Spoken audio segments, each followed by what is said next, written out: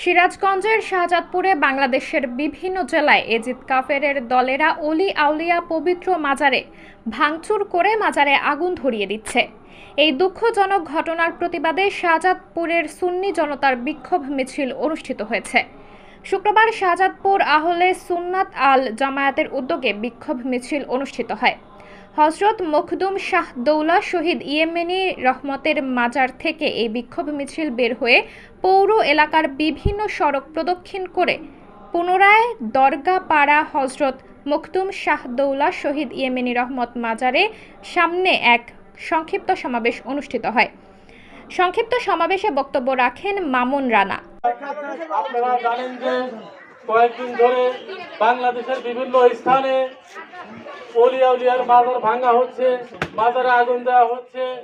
এই প্রতিবাদে আজকে শাহজাদপুর উপজেলা আহলে সুন্নাত ওয়াল জামাতের পক্ষ থেকে একটি বিক্ষোভ মিছিল বের করা হয়েছে। আমাদের সুন্নিয়তের দাবি, যারা এই দুষ্কৃতীরা, যারা এই কাফেরের বাচ্চারা, যারা এই মাজার ভেঙেছে, মাজারে আগুন দিয়েছে, তাদের অতি দ্রুত গ্রেপ্তার করে উপযুক্তমূলক শাস্তি দান করুন। আমাদের এই মাজার ভাঙা বন্ধ করে এই কাফেরের বাচ্চাদের গ্রেপ্তার করে অতি দ্রুত শাস্তির ব্যবস্থা না করলে এরপরে আমরা আরো কঠোর আন্দোলনে যাব। এটা আমাদের সুন্নিয়তের দাবি। তিনি বলেন, দেশের কয়েকটি জেলায় অলি আউলিয়া মাজারে হামলা, ভাঙচুর ও অগ্নিসংযোগের ঘটনা ঘটেছে। যারা এই হামলা, ভাঙচুর ও অগ্নিসংযোগের সাথে জড়িত তাদের দ্রুত গ্রেফতার করে আইনের আওতায় এনে বিচার করতে হবে, অন্যথায় পরবর্তীতে কঠোর কর্মসূচি ঘোষণা করা হবে।